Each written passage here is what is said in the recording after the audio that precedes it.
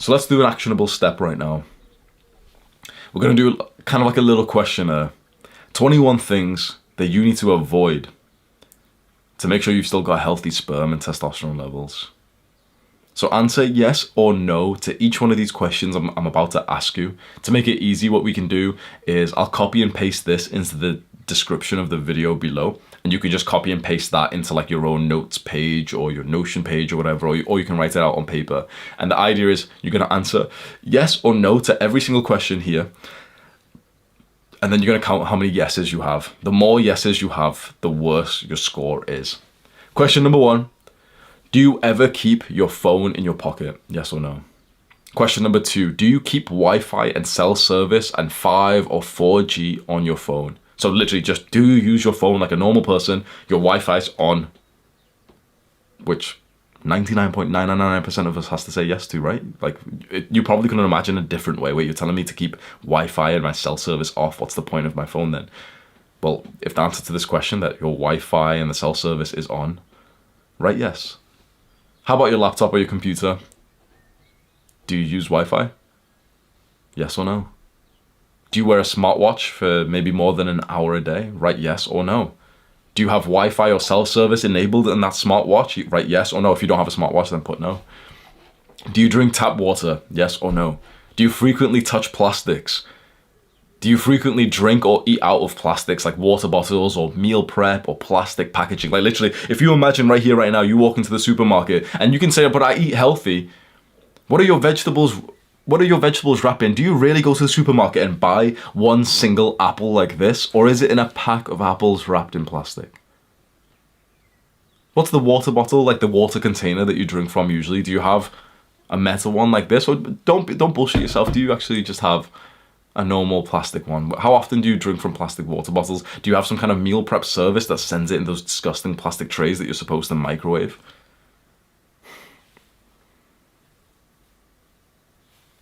Do you smoke? Vape? Weed? Cigars? A lot of fucking Tate fanboys are really loving cigars these days. Do you smoke?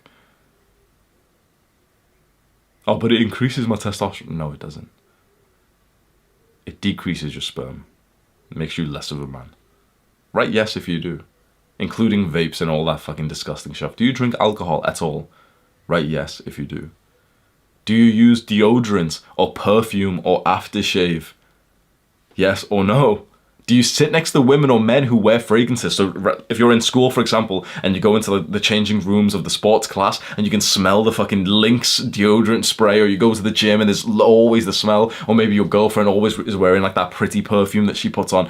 Those things are endocrine disruptors. We'll go into the research and I'll prove every one of these to you, but let's just see what your score is, and don't bullshit yourself. Don't just start skipping this part of the thing because you're actually being held accountable to your lifestyle choices. Thinking, oh, well, you know, none of this is actually, oh, this guy's just being extreme. When it comes to your ability to have children, I think you should be extreme, right? So write yes or no with truth. Do you use deodorant? Do you spray deodorant normal? Like, if you don't stink, then yes, probably, right? So write another yes down. Do you kiss women who wear makeup? Yes or no? Do you use any product to style your hair? Gel or wax? For a very long time I did, right? I used gel and wax and stuff. Do you use any of that? This is giving me flashbacks of how disgusting it used to feel to put like gel on my hair when I was in high school. Like every morning, it's got that cold like kind of feeling to it. It's like, it makes your head shiver a little bit. Turns out all of that is an endocrine disruptor and it's fucking up your hormones. So write yes or no. Do you use normal toothpaste? Like the kind of one your parents buy, it's just Colgate, it's in the plastic tube, and it's got disgusting ingredients in it. Do you use that? Be honest. Because you've got to put yes, right? The only way that you should be putting no is if you specifically have already found like a non-endocrine disrupting toothpaste. Be honest, have you Googled that before? Probably not. So write yes for this if you use normal toothpaste. Shampoo. Body wash, yes or no? Do you just use the normal shampoo? You go to the store, the Lynx little set that everyone gets you for the Christmas birthday party or some shit, like the normal body wash. Just unless you've done like autistic research for which shampoo doesn't have estrogenic like compounds in, which you probably haven't, write another yes down. Do you wear normal clothes which you haven't checked the material in? Now be honest. before at this point, when you were buying some clothes, were you checking the label to see what percentage of it was polyester or cotton? Don't lie to yourself. Or did you just think, okay, does it look good or fit good? 99.9% of guys, does it look good or fit good? Maybe some weird guys are looking at the labels thinking, wait, I'm not going to wear anything that's not organic. We're probably not him, right? Yes or no? Do you wear plastic polyester clothing? But if you didn't know, by the way, most gym clothing is polyester. That's estrogenic. Do you sit down for more than 4 hours a day? Huberman talked about this in his fertility podcast. When you sit down, for guys, especially if you've started training legs, your thighs are actually start getting bigger and bigger. And when you imagine the mass of your thighs, kind of like when you sit down, they kind of like spread a bit. It starts to warm up your testicles too much. It squeezes them and warms them up too much. So it actually decreases fertility when you sit down for too much. So do you sit down for more than 4 hours a day? I do. Right, yes. Do you take hot showers or baths or saunas? Saunas are really healthy, right? Yes or no? Are you fat? Yes or no? Are you underweight? Yes or no? Tally up all of your yeses and write a score down. How many did you get? I scored 17 at the start of the year. The only ones that I said no to at the start of this year was the smartwatch. I didn't own one. Then the second question for the smartwatch was like, do you have Wi-Fi enabled? I didn't have a smartwatch. I wasn't fat and I wasn't underweight. I scored 17 at the start of the year. And I even smoked. I want to tell you a quick story. So I smoked weed for over a year when I was in like university and stuff. And then I stopped it. It was a disgusting habit. I think weed's just a horrible drug. And when I got to Dubai, Tate's famous and everyone's talking about Tate and TikTok and like, cigars are really good. Cigars are kind of cool, bro. And I was in Dubai pretending to be a high value man like everyone else there. And like, I remember I had the surgery for the varicocele the next day. And I ended up inviting like 10 guys and girls to come over to my place and play poker and smoke cigars, and we had a good time. I think we drank a little bit as well. I think I drank alcohol that day, which I usually don't. But literally, the day before I had surgery on my balls, I smoked and I drank, and I had like a full-on surgery. They put me to sleep. I woke up and I promise you, like imagine you get to the hospital and you get a little bit like traumatized, a little bit scared of, okay, you're in the hospital. I was wearing the fucking gown and shit. Women coming in, poking me with the arm, like with the needle, okay, putting this thing in. Doctor has one last like look at me, says, okay, you're all good and stuff. Take me to this room, inject me with this, take me to this room, inject me with this. I'm in the full-on like surgical room with like, all the guys wearing all like the fucking blue suits and everything with glasses on or whatever it was, and big light shining on me. Okay, they finally put it in, and then boom, I'm just out. And then I wake up, I'm really dazed and confused, and I promise you, I woke up. I struggled to breathe for 10 hours. What was supposed to be a simple surgery, they literally put me in ICU because I struggled to breathe. They had doctors just sat in my room just watching me, expecting me to like literally suffocate because I started to like struggle to breathe. I was spitting blood. I was literally like fully spitting blood and everything. You're supposed to be able to, the surgery that I got, you're supposed to be able to leave within 1 or 2 hours. I was there for an extra 12 and the doctor really wanted to keep me overnight just to keep watching me, and I insisted that I wanted to go home. I was there in the morning. I was supposed to go home by about 1 p.m. I literally got to leave the hospital at midnight. But before that, in that space that I was there, genuinely, it was as if someone was choking me and I was breathing like that. And I was, I'm trying to act like a big man, and I was, not showing much to them, saying like, oh yeah, I'm fine. I'm fine. Genuinely coughing up blood, and I had all this phlegm shit in my throat, and the doctors bring me like these toys and these kind of like these tests to see my oxygen level. So you've got to like blow into this toy and it shows you like what level you get into. And I was getting the same level as like fucking elderly people. I smoked the day before a surgery, and I'm so embarrassed by this. I swear to God, what made me so embarrassed? My surgeon walks in and he looks at me like as if I'm an idiot, and he goes like, Hamza, why don't you just breathe? This, like, we see this with like 60-year-olds. Why don't you just breathe? And I'm like, I'm there croaking like, oh, you know, I partied yesterday and I smoked a cigar and I drank alcohol and stuff. And he just looked at me. He was like, he looked at me as if I was like a fucking child, like a dumb little drunk frat boy.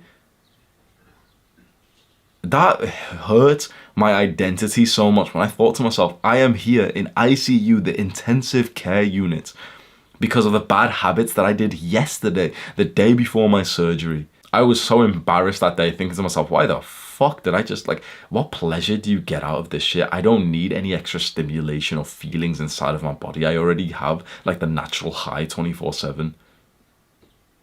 I was so embarrassed that day, and I genuinely wanted to go home. I was in this, like it was the longest fucking few hours of my life. I was so bored. I wanted to go home. I was so hungry as well. Couldn't eat before the surgery. Like, I wanted to bulk as well. And I literally couldn't, like, eat much. They gave me, like, a tiny little sandwich, but you couldn't eat too much because you might be sick or something. And my friend was there with me. He was just staying, like, me and him had a plan that, you know, we'd go back home and order some food or something. And he's just there bored with me. Like, he didn't want to leave me there, which was not really nice. I was so embarrassed of, like, my habits and my behavior. So at the start of this year, I scored 17 on this, including smoking and drinking, which I'm so ashamed to tell you that. Now my score is 3. There's plastics in my environment. For example, my computer mouse is still plastic. My keyboard is still plastic, fair enough. I sit down for more than 4 hours a day whilst I work. I do have a standing desk now as well. And then finally, I still take, like, hot showers and I still use the sauna. My score is now 3 out of 21 of the list that we went through, the question list.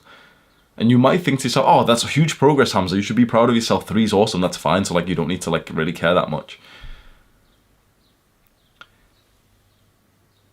A hot bath, taking a bath that's hot, and the sauna and showers, they've been shown to kill up to 50% of your sperm.